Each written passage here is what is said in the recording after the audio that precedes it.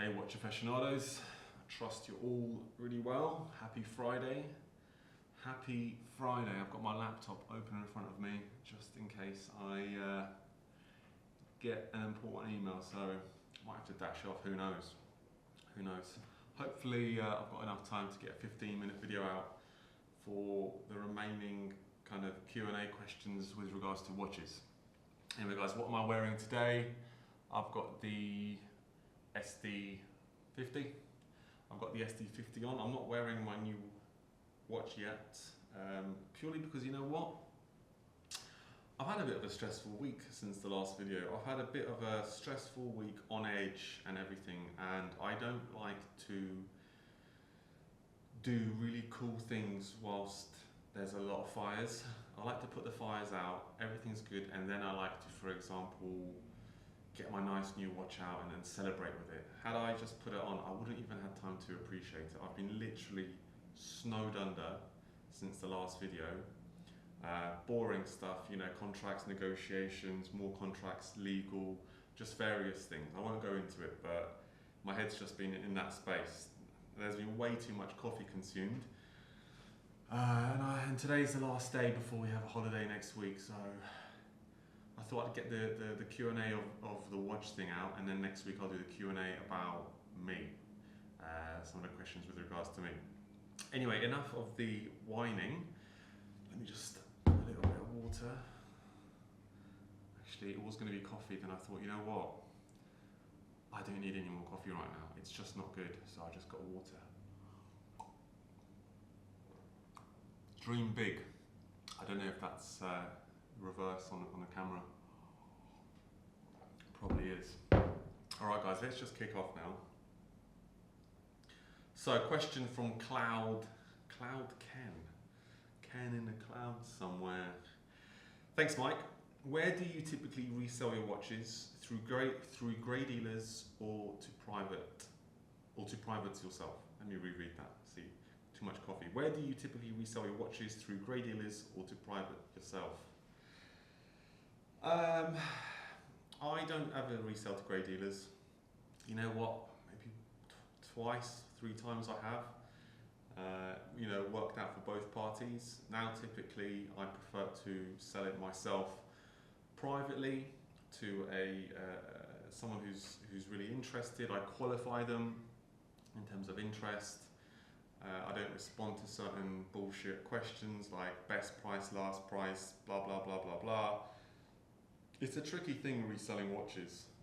You know, depending where you are in some parts of the world. In Europe, the US, you're a lot safer with a brick and mortar dealer or grey market dealer who you feel safe, the transaction's going to be safe. In different parts of the world, you know, there's so many things to look out for and be wary about. So I've always, pretty much 80% of the watches I've sold, or you know, not to flip, but I've just sold because I haven't wanted them anymore, was to privates. I've got friends who sell privately in Europe.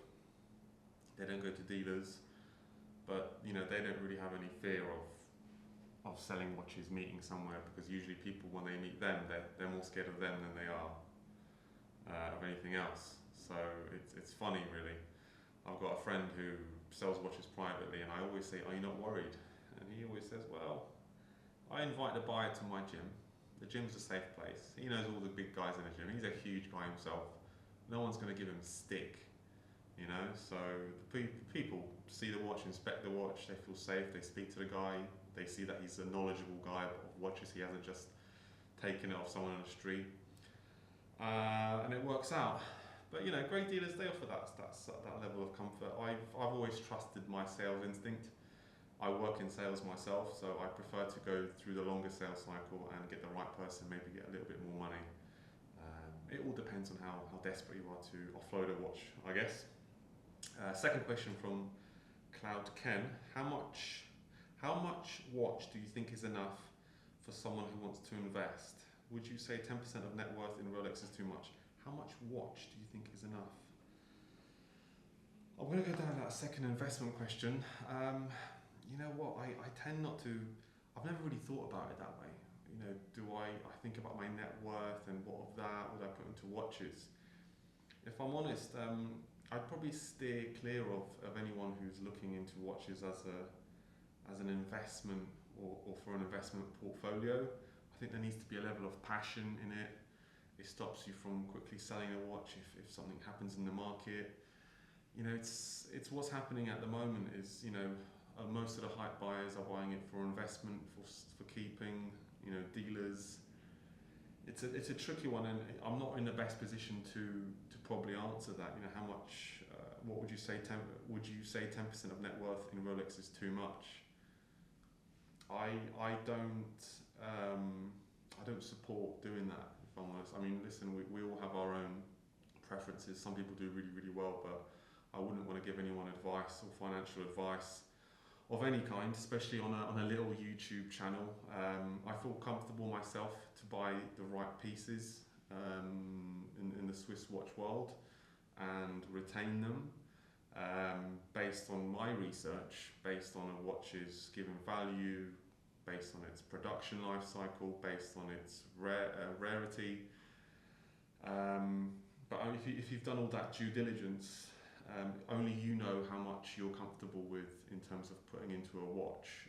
The more you put in terms of a percentage of your net worth into a watch, the more that watch is a risk, a liability, wearing it. Are you going to wear it? Are you just going to keep it? We live in tricky times. Watches are going up right now based on everything opposite to what anyone would have expected post-COVID, but there are other things at large rather than just the pandemic. There's a shift in the management of money around the world, and when will that shift, when will that volatility calm down? Don't know. Once it comes down, there might be a shift from people escaping watches going to different vessels. Hopefully I've managed to say something there that might be of use to you guys. All right. Next question from Yas Singh or Jas Singh. Hey mate, that's the vid I've been waiting for. Booyah. Thanks mate. I think I'm going to go for one of these questions because one of them asked me to rank, and I'm not really in a position to rank all brands. I'm not that well equipped knowledge-wise to do that, but he asks about Zenith. What are your thoughts on Zenith as a brand? And most importantly, the new Defy Skyline Collection. Do you think they missed a trick evolving the classic in skeleton? Let me know your thoughts. I'm keen to find out a little bit more about them. Firstly, I like Zenith a lot. I love them, in fact. They're very good. I mean, how can you not like Zenith? If you're into watches, sort of with regards to any degree, how can you not like Zenith? Unless you're a hype person who needs to have Rolex or Patek or AP, how can you not like Zenith? They used to supply movements to Rolex. Rolex leaned on Zenith for years with regards to the Daytona. Zenith, in my eyes, are the chrono kings. What they've done with the Defy collection, the skeleton stuff, the chrono in it, the 1/100th of a second. I almost bought the Defy 21 skeleton. I really liked it. Titanium, 44mm, beautiful on the strap. It really fitted me well, very light. It was just stunning. The only thing I kind of put me off it was it had a short power reserve for the chrono. Granted, it had the 1/100th of a second chrono. I don't think it had a date. I might be wrong, but the one that does have a date is the smaller Defy. That one's really nice, and I almost bought that, but I missed out on it. I was taking too long making a decision, and I almost bought it at a great price. It was obviously on the integrated bracelet. Great watch. I think Zenith really need more love. People obviously were split down the middle a little bit when the Chrono Master Sport was released from Zenith. It was a bit of a Daytona lookalike. Let me just put the AC on, guys, 1 second. This is what happens when you talk too much. It was a bit of a Daytona lookalike, but all they did was apply ceramic bezel. They didn't really do much. I mean, they carried Rolex for long enough. So yeah, that's all I can really say. I don't know the whole collection. I think Zenith make beautiful skeleton dial movements. I'm not really a skeleton dial person, but I think Zenith skeleton dials are very nice looking. I also think GP skeleton dials are really nice. I personally do not like AP skeleton dials. Something looks off with me, for me, with regards to AP skeleton dials. This is just my taste, but just something looks off. It just looks like a bad copy of what a skeleton dial should look like. Just the dial doesn't make sense for me. So yeah, that's how I feel about the skeleton dial and Zenith. In fact, I was looking on Chrono 24 probably about a month ago for a Defy 21 Zenith because I haven't forgotten it yet. I haven't forgotten that watch. I think it's a lovely watch. So hopefully that helps you out. Yes, thanks, mate.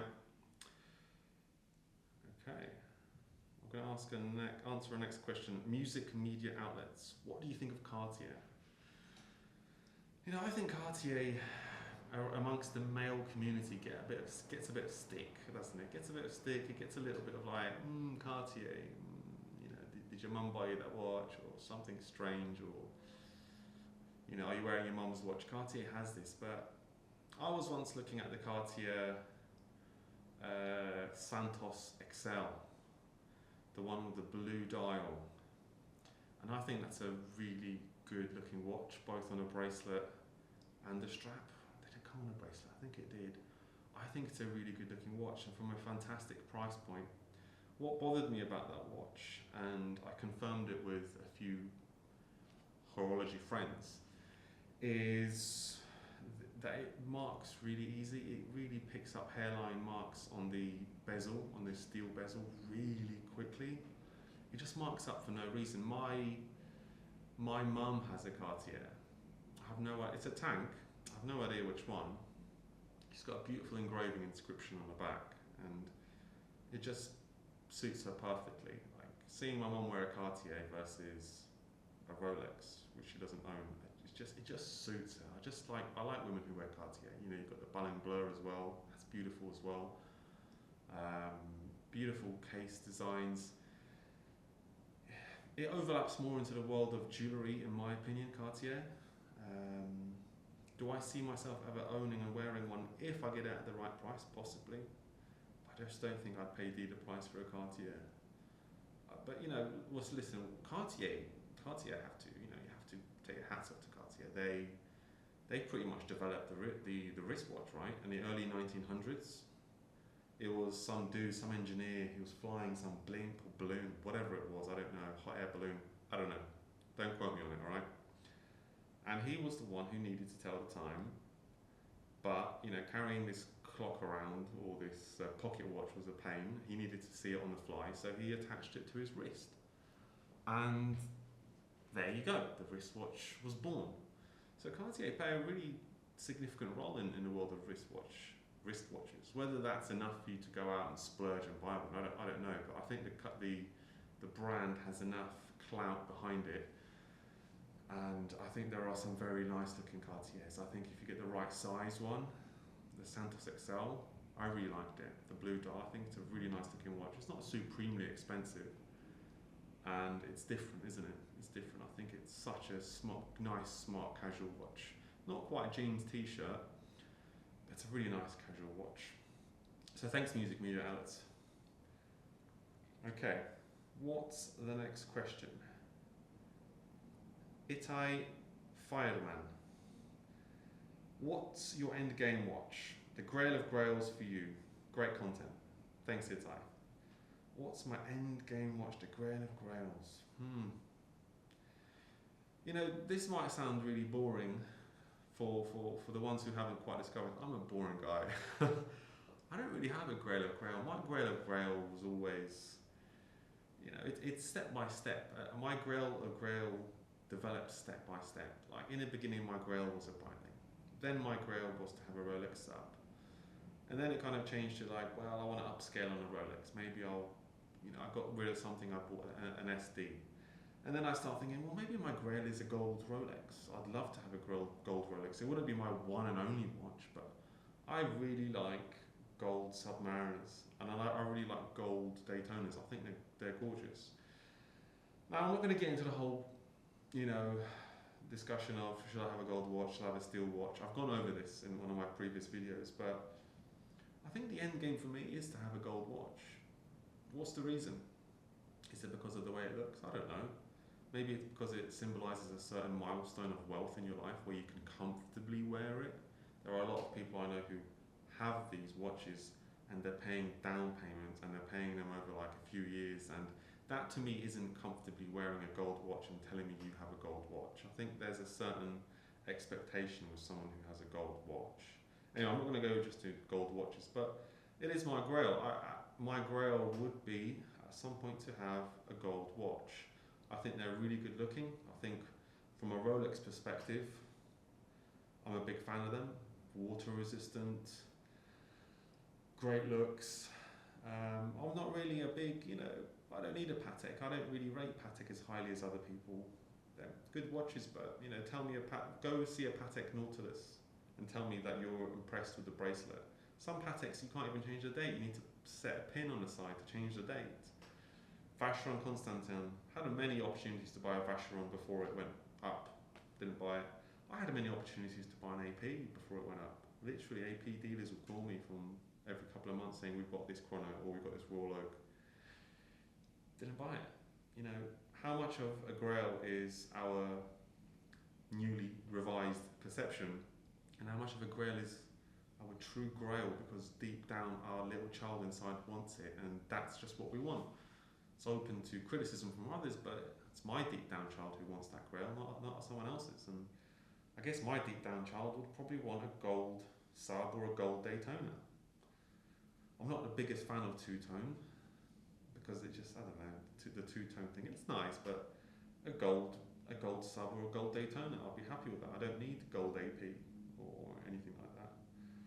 So yeah, I hope that gives you some insight. And to be honest, it gave me some insight because I didn't really think about it before. But I've been put on a spot with this question, and well, there's your answer, right? If you want the truth out of someone, put their head in a bucket of water and ask them the question. They'll quickly give you the truth. And I guess that was my head in a bucket of water. Thanks, mate.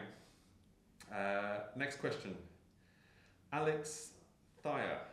Where do you think Rolex as a brand will be in 10 or 20 years? I think I'm going to be CEO of Rolex in 10 years. No, I'm joking. I think in 10 to 20 years, Rolex will be parallel to what they are now. Will they achieve this shift that maybe they're trying to achieve with Tudor being the, official homage watch of Rolex? I mean, let's be honest, Tudor are an official homage watch of Rolex. There's no other way to put it. It's an official homage watch of Rolex. There are homage watches, and then there's your official distributor of homage watches, which is the Tudor, and then there's Rolex. I think Rolex are the most important watch brand in the watch world. Their history, what they've done to everything that's happening now around us. It started with Rolex. I remember easily that Rolex prices were going up, and I could still pick up APs for AD prices, even with 5% discount. And Rolex already started. Rolex kind of is a market maker. In 10, 20 years, what projects will they be part of? I think no one really knows. I don't really have a mystic ball to be able to tell you, but I don't think they're going anywhere. I think, what will be interesting is to see how the battle between Rolex and Omega develops. The sort of guerrilla marketing tactics that Omega are employing with the Moonswatch. Rolex don't really need marketing. It's a milestone watch that everyone aspires to own. How much marketing do you need? Do you see Rolex marketing much? No, they do some sponsorship with F1. Do you see Ferrari marketing much? No. No one really, these types of brands don't really market as much. They've got their official brand ambassadors, heavy hitters. Roger Federer, Tiger Woods is always rocking a deep sea, James Cameron. Where do you think Rolex as a brand will be in 10 or 20 years? I think they're going to be massive. I think they're just going to be as they are, and I think that's always been that's always been the goal, to stay where you are, right? Yes, you want to grow and upscale, but you still want to be in the top echelon of luxury brands. You want to be in a top echelon. At the moment, they've got an interesting battle with, obviously, Rolex making the market in the beginning, and then now AP and Patek has just gone nuts, right? I would never have predicted AP and Patek go like it has gone. It's gone way more than Rolex has. And that's an interesting, shall I say, dichotomy? That's an interesting dichotomy, because in the beginning Rolex started the shift and AP still weren't anywhere, Patek weren't anywhere. But you know, when you have watches like the Nautilus Tiffany coming out, you've got the AP 50th anniversary coming out, you know, what is Rolex's response to that going to be? I mean, was the Sprite a good move? I think this year or last year they had an opportunity to celebrate with the 50th anniversary model for the Explorer 2. They didn't really do much for that. They did that for the Kermit with the Saab. They did that for the Sea Dweller. I might be missing out a few things here and there, guys, so correct me in the comment section. But yeah, that's where I see Rolex. I think we're going to be living in different times. There's electronic watches coming out. You know, brands really investing in the electronic architecture, making hybrids. Who knows how it will be? I think it'll be here to stay, and it won't be going anywhere. You don't just kill a brand like that. You don't ruin a brand like that. I think what's ruining Rolex right now is this distribution. You know, what I hope Rolex returns to being is a watch company, and not an alternative asset company. I really hope they become a watch company again, because I think somewhat in the last 5 years Rolex has really become just this Bitcoin that you wear on a wrist, and that's pretty much about it. It's lost its watch appeal to me. So I really hope Rolex regains that. Yeah. So thanks, Alex. But listen, guys, I think that's pretty much all the questions I will be covering in response to your watch inquiries or your watch questions. I hope some of it's been helpful, interactive, and it's giving you some insight into my crazy mind. The next Q&A I will do on myself, you know, some good questions put forward on my experiences, my hobbies, passions, whatever, the gym, training. I'll enjoy that. Hopefully it won't be too long a video. Who knows? Thanks, guys. Happy Friday, and enjoy the weekend. Thanks, bye.